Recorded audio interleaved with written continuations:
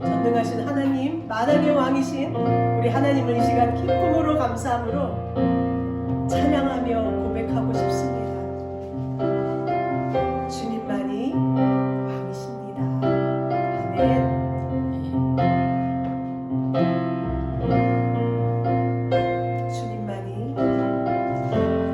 주님만이 왕이십니다.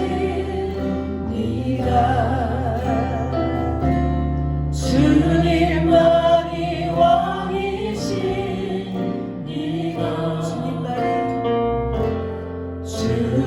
주님만이 왕이십니다.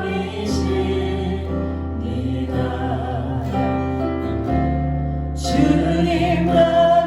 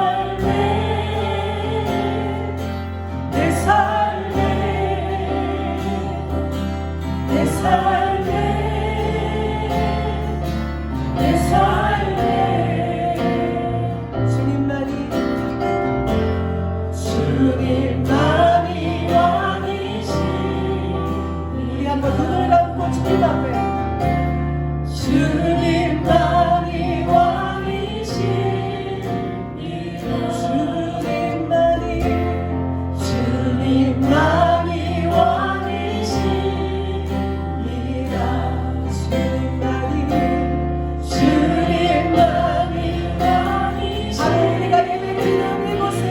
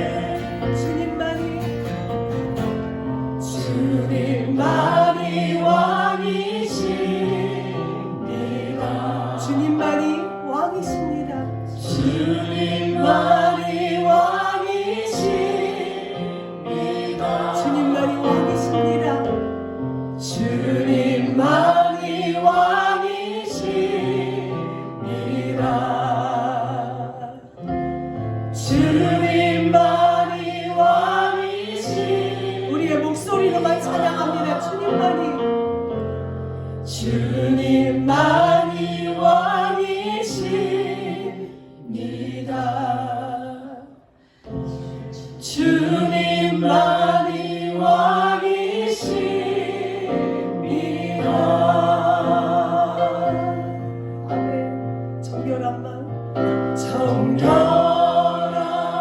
마음 주시옵소서.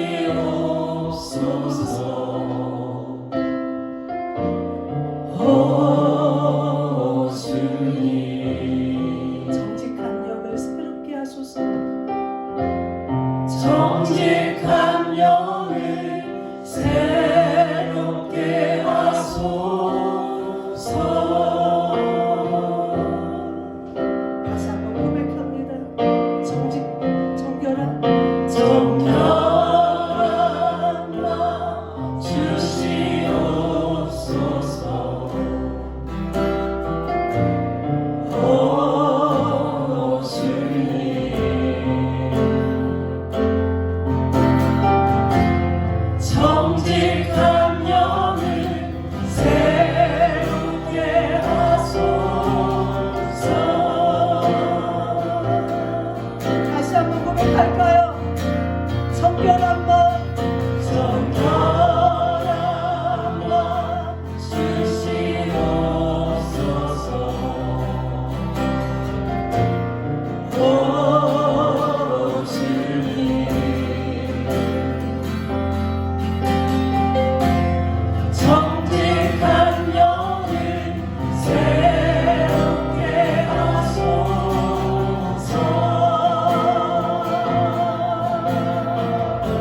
나를 주님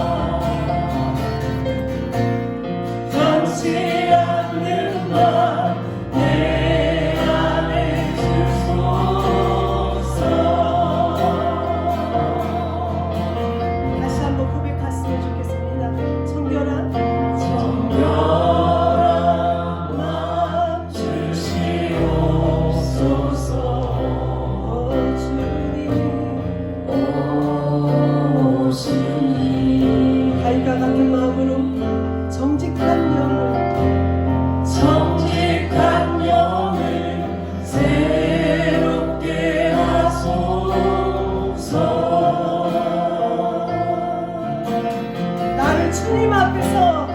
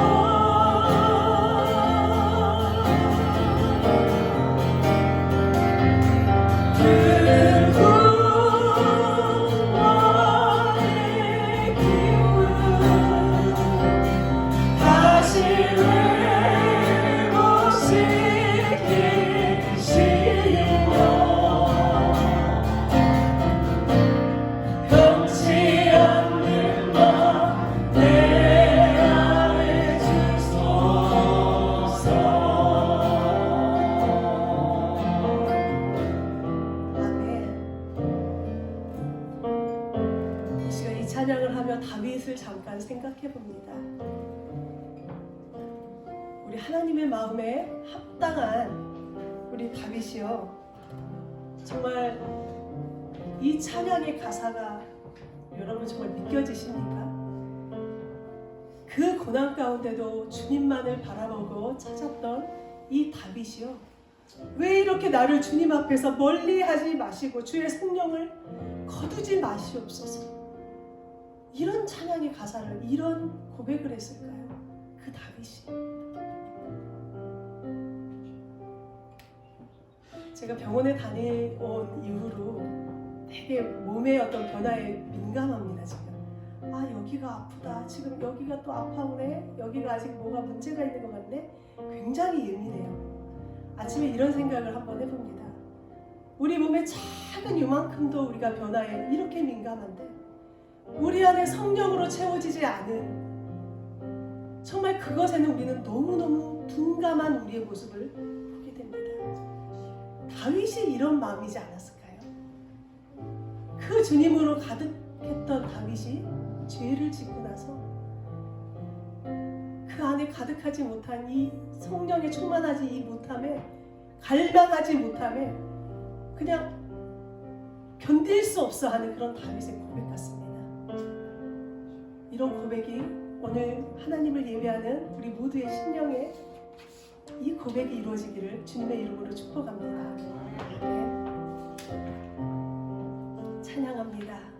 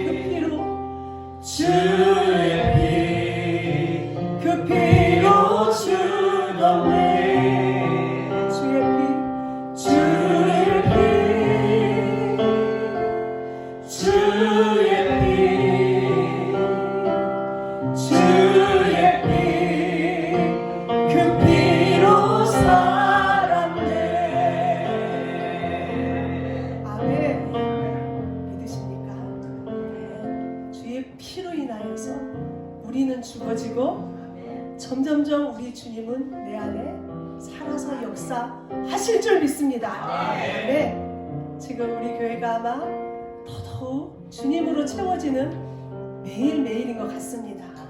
아멘. 온 땅의 주인이신 주님을 찬양합니다.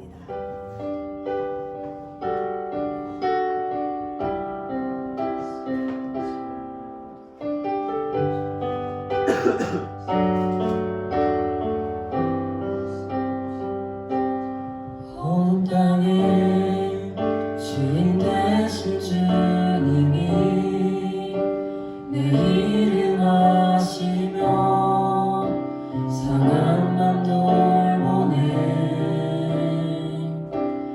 어둠을 밝히시는 새벽별 방황하는 내 맘 주의 길 비추시네.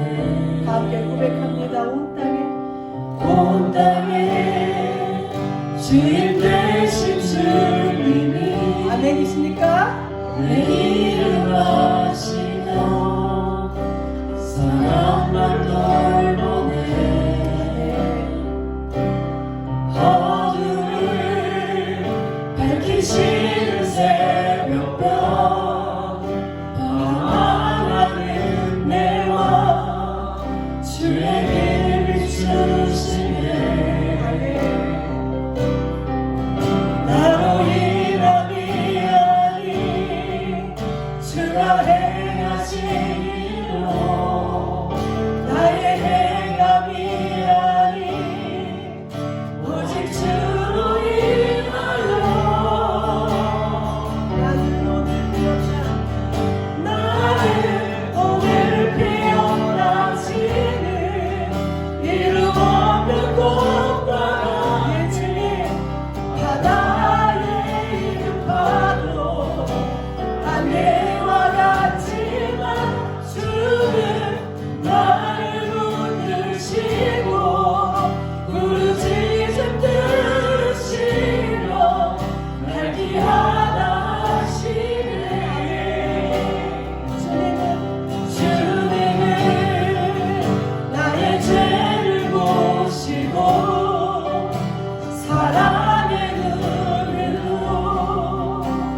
우리를 비시네.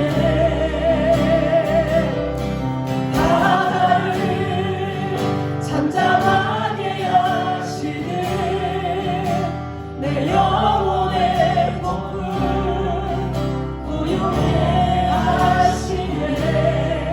나로 인함이 아니 나로 인함이 아니 주가 행하신 일로 나의 행함이 아니 오직 주로 인하여 나는 오늘 피어나지는 이름 없는 꽃과 같네.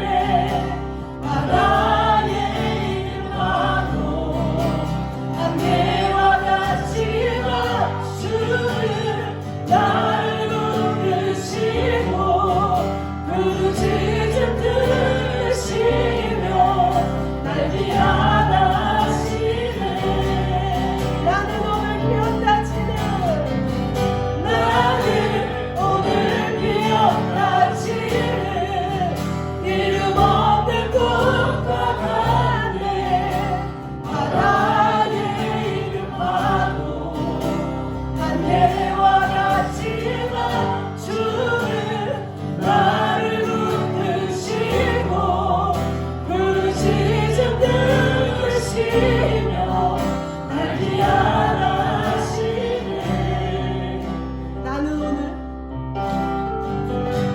나는 오늘 피었다 지는 이름 없는 꽃과 같네. 바다의 이름 파도 안개와 같지만 주는 나를 붙드시고 부르짖음 들으시 날 귀하다고 하십니다. 아멘.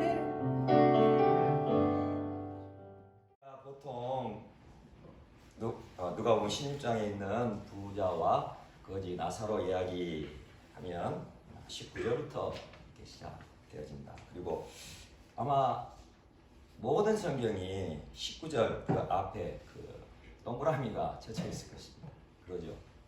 19절 앞 거기 하기에 동그라미 쳐져 있죠. 그것을 이제 우리 성경을 그 단락단락 개혁 개정 이 말씀을 이렇게 기록하신 분들이 이렇게 단락을 지어 놓은 것입니다. 그래서 이것은 우리가 참고만 할 뿐 이것이 완전한 것은 아니다라는 것을 항상 염두에 두시고 말씀을 보실 때 앞뒤 전후를 이렇게 살피시면서 그 단락에다 해서 그 단락만 보시면 하나님의 뜻을 제대로 알 수가 없습니다. 그래서 항상 앞뒤 전후의 그 성경의 그 배경 그리고 하나님께서 어떤 마음으로 이 말씀을 주셨는지를 항상 그렇게 마음에 묵상하면서 그렇게 말씀을 읽고 묵상하시면 더 하나님의 진리의 말씀이 우리 심령에서 열매 맺혀질 것입니다. 제가 처음 성령 체험을 한 것은 2002년 그 한일 월드컵 있을 때였습니다. 제가 평신도 집사로 다니던 교회에서 가을 부흥회를 했죠. 마지막 날 저녁 부흥 집회가 10월 3일 개천절 그 저녁이었습니다. 10월 3일 무슨 날인지 아시죠? 하늘이 열린 날. 바로 그날이 저에게도 하늘이 열린 날이었습니다. 흔히 말하는 성령의 불을 받게 된 거죠. 그때 기억이 나는데 저녁 집회가 다 끝나고 강사 목사님도 가시고 그런데도 사람들이 한참 동안 돌아가지 못했습니다. 불받은 저를 구경하기 위해서. 저는 그렇게 밤새도록 기도를 했다가 찬양을 했다가 또 무슨 말씀인지는 저는 기억 못해요. 그래서 무슨 말씀을 막 선포하기도 하고 그때 밤새도록 아내와 몇 분의 여집사님들이 저를 옆에서 돌보느라 상당한 수고를 많이 했죠. 그렇게 성령의 불을 받으니까 내가 아닌 것입니다. 내가 아닌 것 같아요. 이제 개천절 공휴일이 끝났잖아요. 제가 직장 다녔으니까 이제 새벽기도 마치고 출근을 해야 합니다. 그런데 내가 지금 오늘 출근을 해야 되냐 말아야 되냐 참 고민이 되더라고요. 그래서 담임 목사님께 여쭙습니다. 오늘 출근해도 될까요? 그러니 담임 목사님이 출근하셔야죠. 그래서 출근했습니다. 그날 출근해서 일을 하긴 했습니다. 근데 어떻게 일을 했는지는 모르겠고 계속해서 제 마음속에 계시는 성령님과 교제했던 기억은 남습니다. 그렇게 성령의 불을 받고 제 기호로는 이제 한 달이 지나고 2달 그 사이였던 것 같습니다. 어느 날 교회에서 기도를 하고 있는데 제 마음속에 내가 너를 위해 얼마를 주기를 원하냐 그런 음성이 들렸어요. 내가 너를 위하여 얼마를 주기를 원하느냐. 이 음성을 들리고 곧바로 스치는 생각은 하나님께 무언가를 구할 때는 세게 구해야 된다. 이런 감정 많이 드셨을 거예요.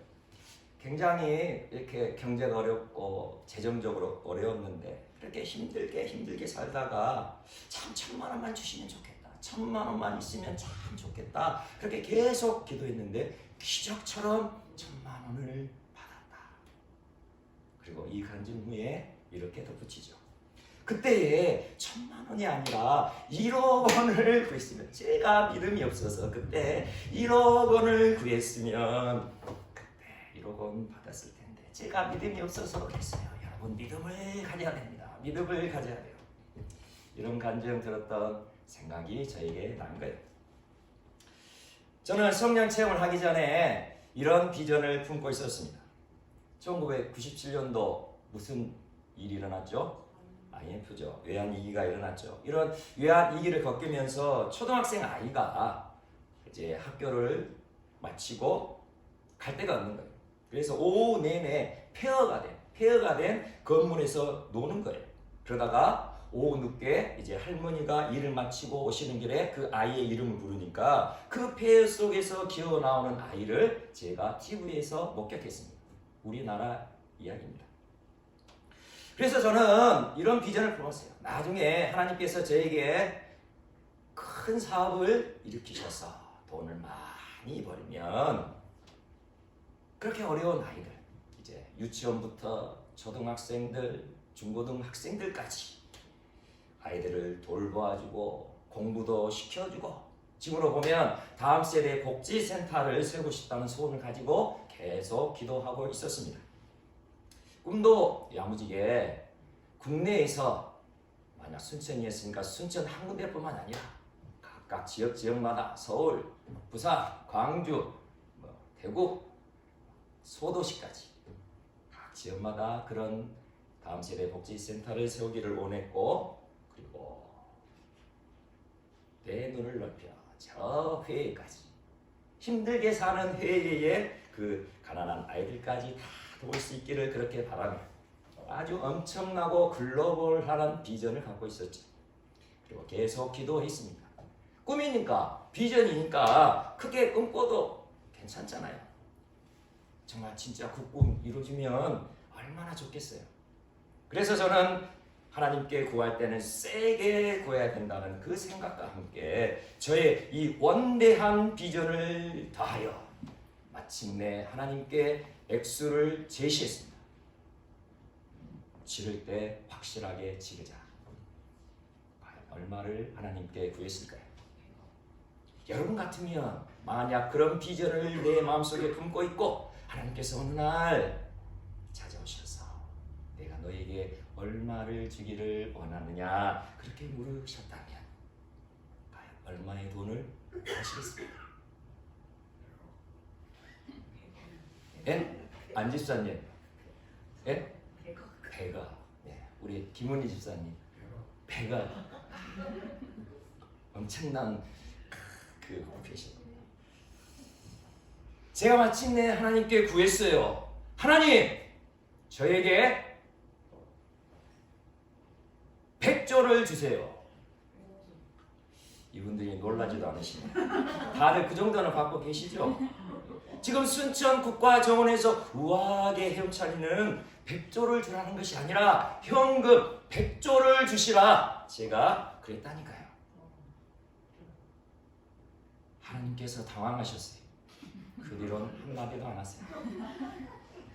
지금 생각해보면 그때 하나님께서 이놈이 미쳐도 단단히 미쳤구나 그러셨던 것 같아요.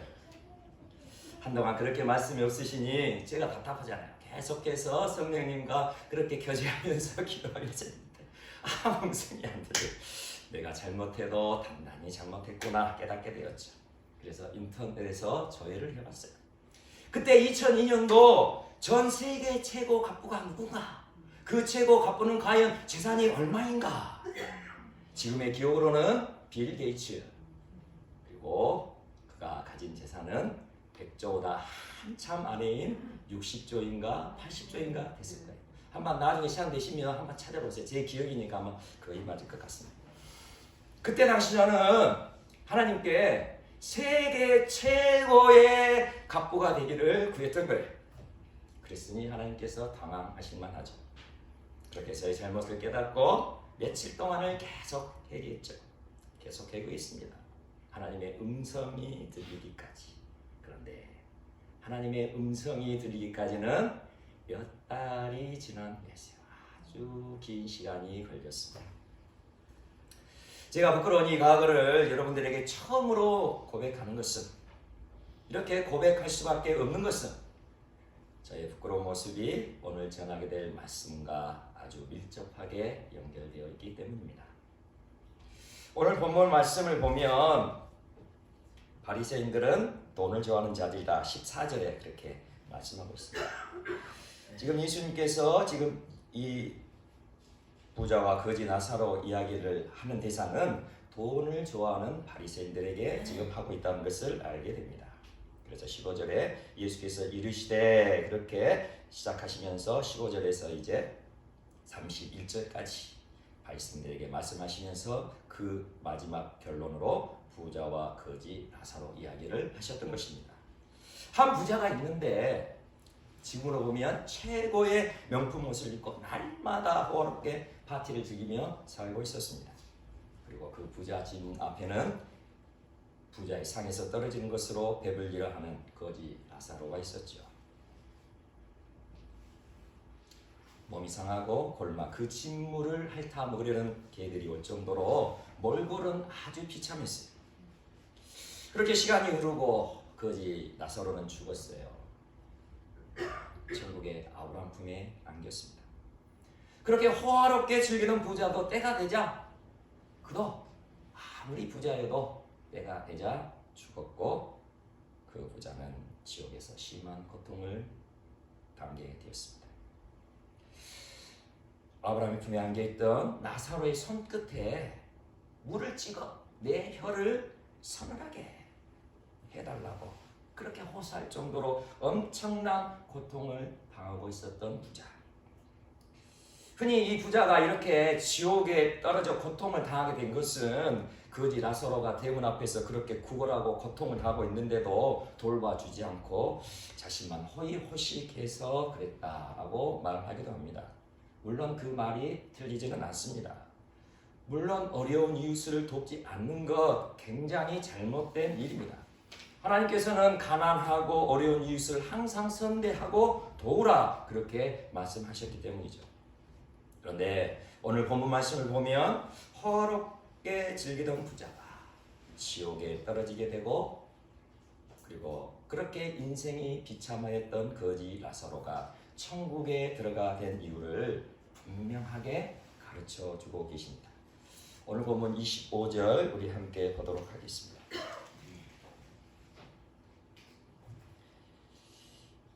25절 함께 읽겠습니다. 시작. 아브라함이 이르되 너는 살았을 때에 좋은 것을 받았고 나사로는 고난을 받았으니 이것을 기억하라. 이제 그는 여기서 위로를 받고 너는 괴로움을 받느니라. 아멘.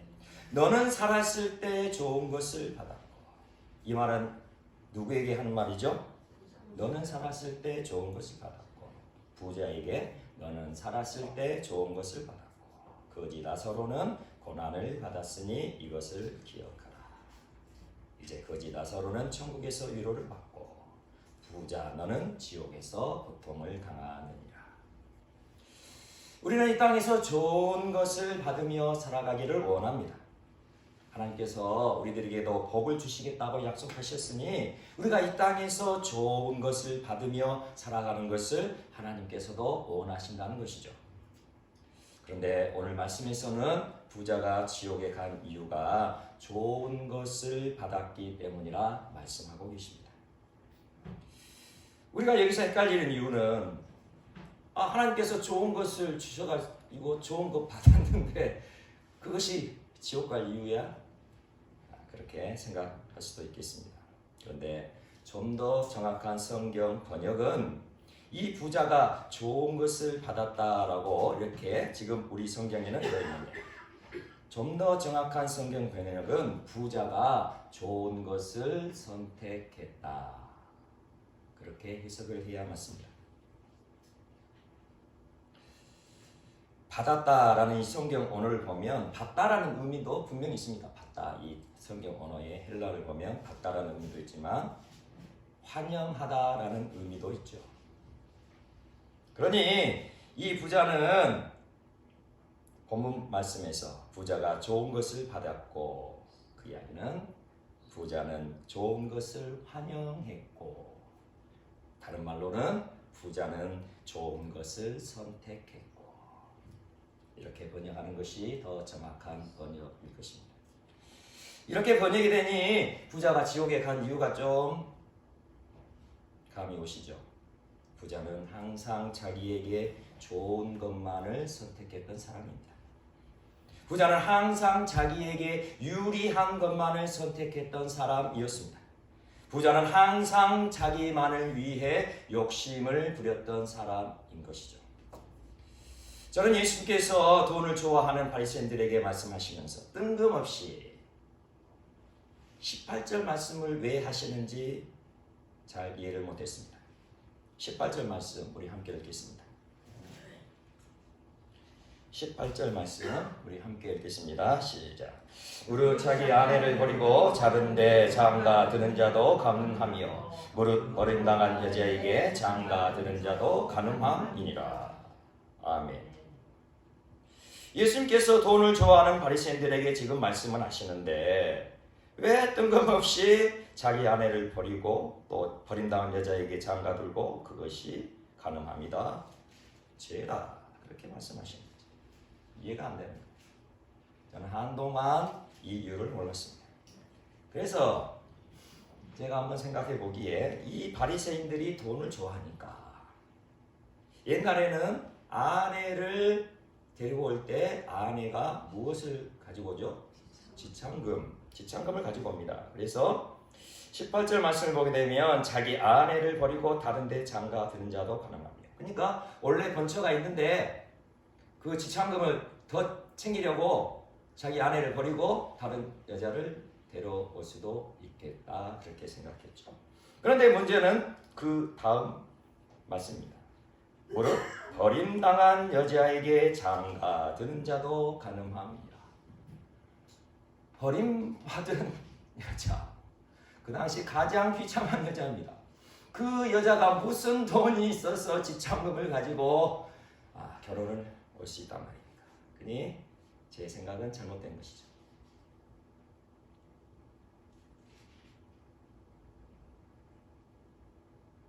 그런데 오늘 이 말씀은 바리새인들에게 해당한 말씀이 아니고 바로 부자에게 해당된 말씀입니다. 부자는 항상 자기에게 좋은 것을 선택한 사람이라고 말씀드렸죠. 이 부자는 자기 번처보다 더 좋아 보이는 여인이 생기면 번처를 버리고 새 장가를 갔던 사람이었습니다.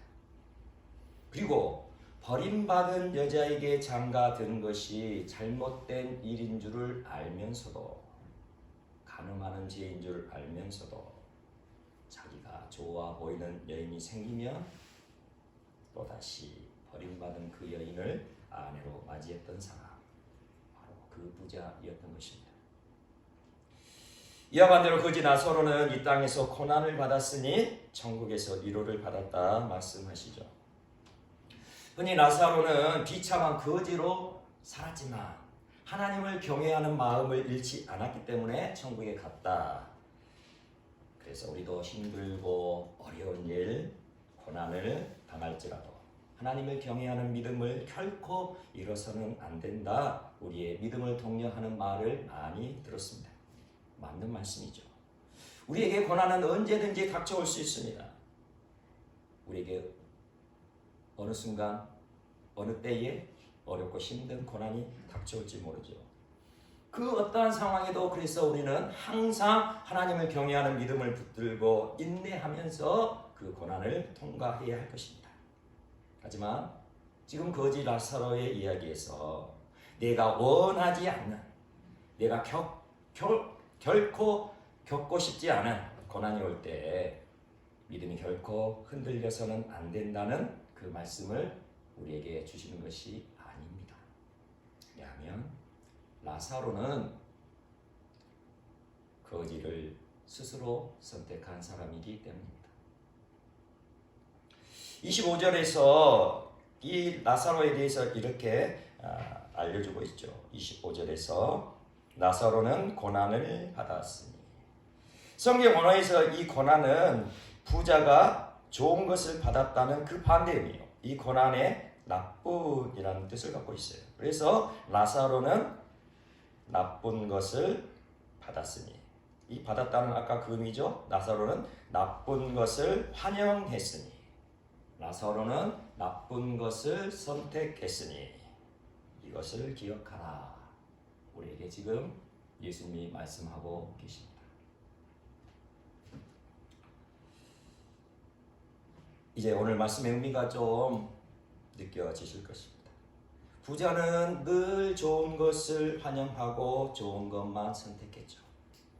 거지 나사로는 나쁜 것을 환영하였고 나쁜 것만 선택하였습니다. 예수님 당시에 부자가 되면 그렇게 날마다 호화롭게 즐기며 파티하며 그렇게 살려면 우상 숭배를 하지 않고는 부자가 될 확률이 희박한 시대였습니다. 그래서 나사로는 우상 숭배 대신 하나님을 선택함으로 스스로 거지가 되는 나쁜 것을 선택한 사람이었다는 것이죠. 대신에 부자는 하나님 대신 우상 숭배를 선택함으로 자신이 좋아하는 모든 것을 선택하며 그렇게 날마다 호화롭게 즐기며 살았던 것입니다. 제가 어떤 분에게 이렇게 질문했어요.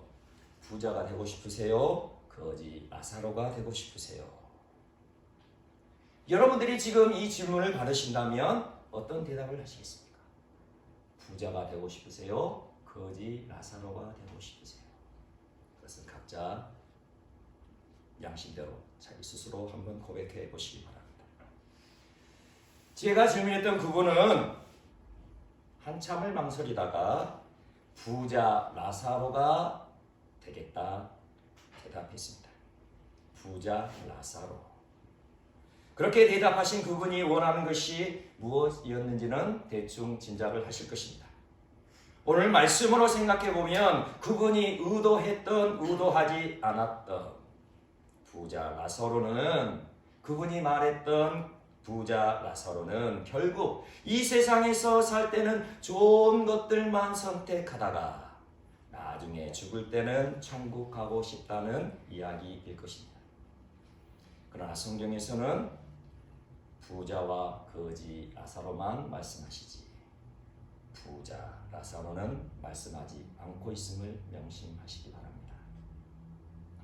하나님께서 가장 싫어하시는 죄 우상 숭배인 것은 아마 다 알고 계실 거예요. 이 우상 숭배의 죄가 십계명에 포함될 정도로 그렇게 하나님은 이 우상 숭배를 가증하게 여기시는 분이십니다. 성경에서는 이 우상이 무엇인지를 이렇게 정의하고 있죠. 하나님께서 우리에게 십계명을 주실 때에 신명기 5장 8절에서 너는 자기를 위하여 새긴 우상을 만들지 말라 이렇게 명령하셨습니다. 결국 우상은 무엇이죠? 우상은 자기를 위하여 없는 것을 있는 것처럼 만들어낸 것, 바로 그것이 우상인 것입니다. 그러므로 부자 라사로는 성경에 없는 것을 자기를 위하여 만들어낸 우상인 것이죠. 부자 라사로는 우상 숭배인 거예요. 제가 오늘 이 말씀을 전하게 되는 것은 혹시나 우리들 중에서도 그리고 저의 이 말씀을 듣는 분들 중에서도 부자 라사로를 꿈꾸는 분이 계실까 두렵기 때문입니다. 물론 교회 안을 살펴보면 우리 교회뿐만 아니라 다른 교회를 살펴보면 부자 라사로처럼 사시는 분이 분명히 계십니다. 돈을 많이 벌어서 하나님 나라에도 충성을 다하고 어려운 이웃들에게 자선을 베푸는 부자 라사로가 교회 안에 분명히 존재합니다. 그런데 우리가 알아야 할 것은 이 부자 라사로를 내가 스스로 만들어내서는 안 된다는 거죠. 무슨 말씀인지 이해가 되시나요? 부자 라사로는 내가 원한다고 해서 되어질 수 있는 것이 아니라는 것입니다. 부자 라사로는 하나님께서 합당하다 여기시는 사람들에게 주시는 아름다운 선물이기 때문입니다. 다시 말씀드리면 부자 라사로는 내가 스스로 만들어내는 것이 아니라 하나님 앞에 믿음의 그릇이 준비된 사람들에게 주시는 뜻밖의 선물이란 말입니다. 제가 처음 시작에 저의 부끄럽고 수치로운 모습을 여러분의 이야기 드렸던 이유가 바로 여기에 있습니다. 제가 국내와 전 세계적으로 다음 세대 복지센터를 건립하려는 비전, 참으로 아름다운 비전이었음에 틀림없습니다. 그 나이에 어떻게 그런 비전을 두었는지 지금 생각해봐도 참 기특합니다. 그런데 그 아름다운 비전이 하나님 앞에 무례하게 백조를 지르게 되었을 때에 우상이 되어버린 것입니다. 그 당시 이 세상에 백조를 가진 사람은 단 한 사람도 없었습니다. 제가 저를 위하여 이 세상에도 없는 백조를 가진 세계 최고 갑부를 만들어낸 것입니다. 없는 것을 만들어냈으니 그것이 우상이죠. 또한 제가 국내와 전 세계적으로 다음 세대 복지센터를 건립하려는 마음에는 이런 마음이 숨겨져 있음을 하나님께 회개할 때에 알게 되었습니다. 그렇게 국내와 전 세계적으로 다음 세대 복지센터를 건립하려는 그 비전, 그 안에는 사람들 모두에게, 모든 사람들에게 와 하는 말을 듣고 싶었던 것입니다. 어떻게 저런 일을 할 수 있는 거야? 야, 정말 훌륭하다. 정말 대단해. 그리고 그 엄청난 비전 가운데 흘러넘치는 콩고물이 제 마음을 더 자극하고 있었다는 것이죠. 만약 하나님께서 정말 그때 백조를 주셨고 그 엄청난 비전을 다 이루었다고 하여도 하나님이 주신 백조 중에서 내 자신이 날마다 호화롭게 즐기고 누리고도 남을 돈이 충분히 넘쳐났을 것이기 때문입니다. 이렇게 자기 자신을 위하여 만들어낸 우상의 근원, 그 우상의 근원에는 항상 욕심이 자리 잡고 있음을 명심하시기 바랍니다. 골로새서 3장 5절에서는 탐심은 우상 숭배라, 탐심은 우상 숭배라, 욕심은 우상 숭배라 분명히 고발하고 있기 때문입니다. 자기를 위하여 만들어낸 우상의 뿌리, 그 근원 바로 욕심임을 명심하시기 바랍니다. 어쩌면 이 말씀을 듣는 분들 중에는 저는 목사님같이 백조나 지르는 그런 큰 욕심은 없어요, 그렇게 생각하시는 분 계실지 모르겠습니다. 그런데 차라리 다들 보고는 저건 욕심이야, 저건 욕심이야 할 수 있는 백조를 원하고 있으면 깨닫기도 쉽습니다. 아, 내가 욕심 부리고 있구나, 내가 단단히 잘못했구나, 그것을 깨달을 수도 있다는 것입니다. 그런데 아이고 나는 겨우 이 정도 바라고 있어요. 다른 사람들도 이 정도는 바라고 살잖아요. 겨우 이 정도 안에 나를 위하여 만들어낸 우상이 있다니까요. 욕심이 있어요.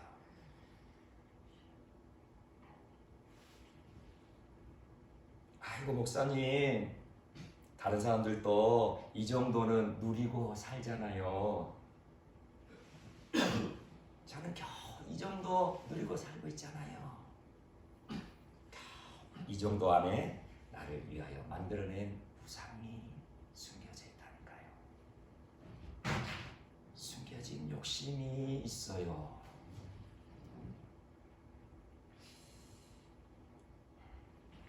이렇게 내가 나를 위하여 만들어낸 우상들, 나를 위하여 만들어낸 우상들, 처음에는 달콤한 미소를 띠고 다가올 것입니다. 그리고 그 우상들의 손에는 달콤하고 먹음직스러운 사탕들도 들려 있을 것입니다. 그렇게 우리가 깨닫지 못하고 내 안에 우상을 방치하고 있다면 내 안에 우상들은 점점 커져가게 될 것입니다. 우상이 먹는 밥이 무엇인지 아십니까? 우리는 벼로 볍쌀을 추수해서 쌀을 밥으로 먹죠. 그러면 우상이 먹는 밥은 무엇일까요? 우상이 먹는 밥은 욕심입니다.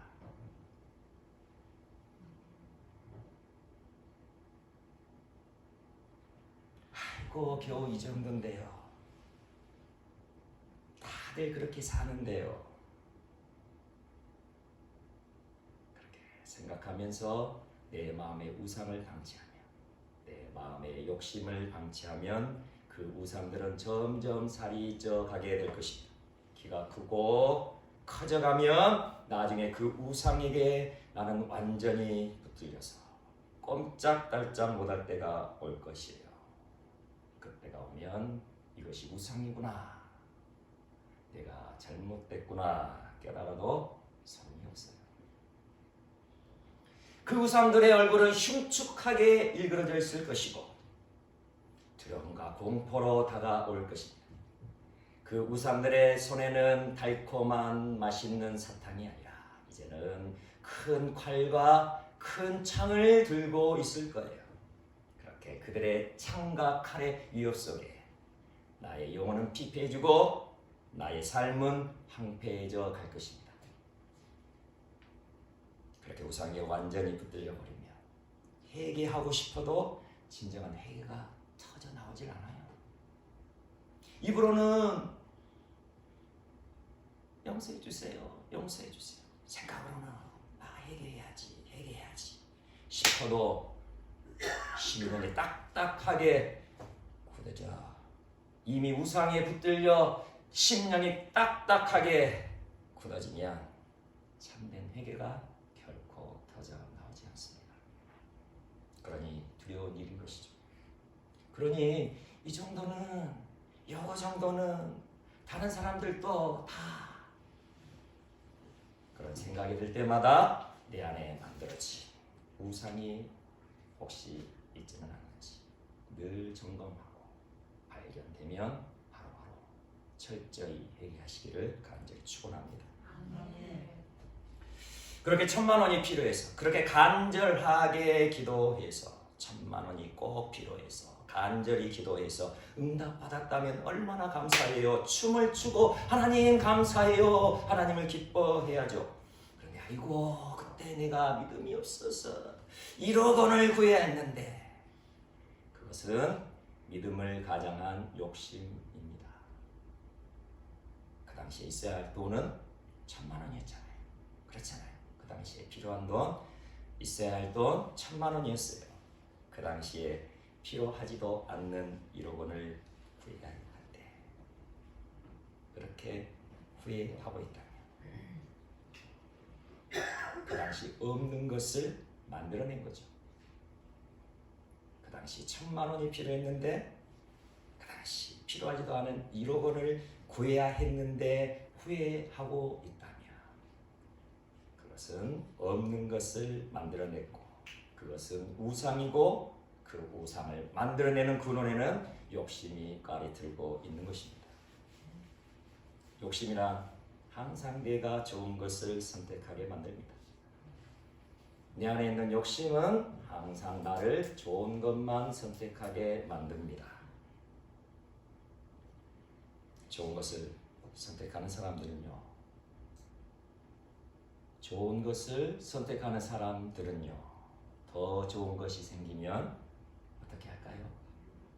더 좋은 것이 생기면 지금의 좋은 것을 언제든지 내팽겨쳐 버립니다. 우리 청년들 그러죠. 지금 갖고 있는 핸드폰보다 더 좋은 신형이 나오면 지금 핸드폰 얼마든지 내팽개칠 수 있잖아요. 좋은 것을 택하는 사람들은요. 하나님을 섬기다가도 하나님보다 더 좋아 보이는 것들이 생기면 얼마든지 하나님도 내팽개칠 수 있다는 것입니다. 그러니 두려운 것이죠. 하지만 우리가 믿는 기독교는 나쁜 것을 선택하는 신앙임을 믿으시기 바랍니다. 우리가 믿는 기독교는 나쁜 것을 선택하는 신앙임을 믿으시기 바랍니다. 우리가 믿는 기독교 어떤 분을 믿고 어떤 분을 따라가는 것입니까? 어떤 분을 믿고 어떤 분을 따라가야죠? 바로 우리 주 예수 그리스도. 그런데 우리가 믿고 우리가 따라가는 예수님. 우리가 그토록 사랑하고 우리가 그토록 닮아가고 싶고 그렇게 따라가고 싶은 예수 그리스도. 참 좋으신 예수님은 인류 역사상 가장 나쁜 것을 선택하신 분입니다. 끔찍한 십자가를 선택하셨습니다요. 사람들이 모두 다 하나님의 아들이라고 하면서 저렇게 발가벗겨 십자가에 달려 죽는다고 십자가에 달리신 예수님을 보고는 깔깔깔깔 조롱하고 모욕하였죠. 예수님은 가장 나쁜 것을 선택하셨어요. 왜죠? 하나님의 뜻을 이루기 위하여. 거지 나사로도 나쁜 것을 선택했죠. 세상 그 누구가 거지 되는 것 좋아할 사람 어디 있겠어요. 게다가 몸까지 다 상하면서 진물이 나도록 그렇게 피골이 상접해 가면서, 하지만 나사로는 그 나쁜 것을 선택했죠. 왜죠? 하나님만을 사랑하고 하나님만을 섬기려고. 하지만 이렇게 나쁜 것을 선택하는 사람들에게는 반드시 천국에서 위로받게 될 것을 믿으시기 바랍니다. 그는 여기서 위로를 받고 거지 나사로는 천국에서 위로를 받고, 너는 괴로움을 받느니라. 부자는 지옥에서 고통을 당하느니라. 거지 나사로는 하나님을 위하여 가난이라는 아주 나쁜 것을 선택하여 천국에서 위로를 받았던 것입니다. 냄새나는 화장실에서 청소하는 것 좋아할 사람 어디 있겠어요? 나쁜 것을 선택했죠. 천국에서 위로를 받으리라. 한여름에 뻘뻘 땀 흘리며 음식 만드는 것 좋아하는 사람 어디 있어요? 나쁜 것을 선택했죠. 천국에서 위로를 받으리라. 온몸이 두들겨 맞은 것처럼 몸이 아픈데 교회에 오고 싶은 사람 어디 있겠어요? 나쁜 것을 선택했죠. 천국에서 위로를 받으리라. 무슨 일 생길지 모르는데 어린애들 재워놓고 새벽기도 가는 부모 어디 있겠어요? 나쁜 것을 선택했죠. 천국에서 위로를 받으리라. 밤을 꼬박 새우며 아르바이트하다 잠깐 눈 좀 붙인다 싶은데 찬양 준비하는 것 좋아할 사람 어디 있겠어요? 나쁜 것을 선택했죠. 천국에서 위로를 받으리라. 주말에 놀러 한번 제대로 못 가고 찬양 준비하는 것 좋아할 사람 어디 있겠어요? 나쁜 것을 선택했죠. 천국에서 위로를 받으리라. 주일 예배 드린 후에 가제 모임 하자고 그렇게 해서 같은 과 친구들에게 왕따 당하는 것 좋아할 사람 어디 있겠어요? 나쁜 것을 선택했죠. 천국에서 위로를 받으리라. 놀러 가기 딱 좋은 날 재미없는 설교 듣고 싶은 사람 어디 있겠어요? 매우 나쁜 것을 선택했죠. 천국에서 위로를 받으리라. 이제 지옥에서 고통당하던 부자는 나사로를 제발 나의 형제들에게 보내어서 제발 지옥에서 나와 같은 고통을 당하지 않도록 해달라고 아브라함에게 부탁합니다. 얼마나 고통스러웠으면 그런 부탁을 했을까요? 그런데 아브라함이 이렇게 대답하였죠. 우리 30절, 31절 우리 함께 읽겠습니다. 30절, 31절 시작. 이르되 그렇지 아니하니이다. 아버지 아브라함이여 만일 죽은 자에게서 그들에게 가는 자가 있으면 회개하리이다. 이르되 모세와 선지자들에게 듣지 아니하면 비록 죽은 자 가운데서 살아나는 자가 있을지라도 고난을 받지 아니하리라 하였다 하시리라. 아멘. 지금 이 부자는 만일 죽은 자가 그들에게 가면 틀림없이 회개할 거예요. 이렇게 지옥이 고통스러운데 어찌 그들이 회개하지 않을 수 있겠어요? 그렇게 이야기했지만 아브라함은 이렇게 말했죠. 모세와 선지자들에게 듣지 아니하면 비록 죽은 자 가운데서 살아나는 자가 있을지라도 고난을 받지 아니하리라. 성경에서는 죽었다가 살아난 사람이 그 지옥이 얼마나 무섭고 고통스러운지를 알려주어도 회개할 수 없다. 그렇게 말씀하고 있습니다. 이것은 참으로 사실이죠. 지금 얼마나 많은 분들이 직접 지옥을 체험하시고 간증하고 다니신 분들이 많으십니까? 그것이 정말 지옥을 보고 오셨는지 아니면은 환상인지 저도 그것은 알 수 없으나 그분들이 말하는 그 지옥보다 더 고통스럽고 더 고통스러운 것이 지옥이라는 것이 저는 믿어집니다. 그럼에도 불구하고 그 지옥 간증을 듣는 사람들 중에 그 누구가 두려워 떨며 회개하는 사람 어디 있습니까? 그러므로 회개하는 것은 지옥 간증을 들어서 하는 것이 아니라 진리의 말씀이 나의 귀를 타고 나의 심령을 울릴 때 일어나는 것임을 믿으시기 바랍니다.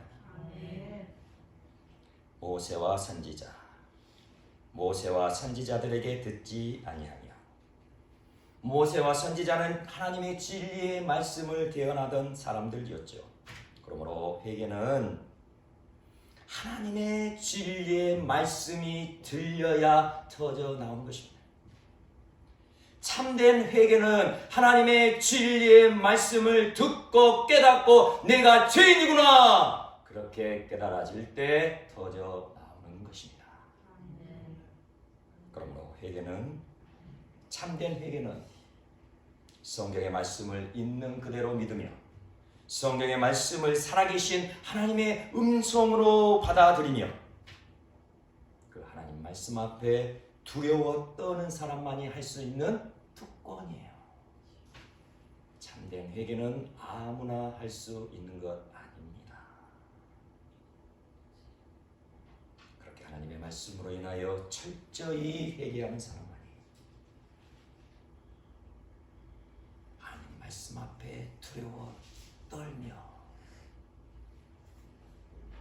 그렇게 철저히 회개하며 물과 성령으로 거듭난 사람만이 천국에 들어갈 수 있고 그렇게 천국에서 위로를 받게 되는 것이죠. 이 놀라운 위로를 우리 모두가 다 받게 되시기를 간절히 축원합니다.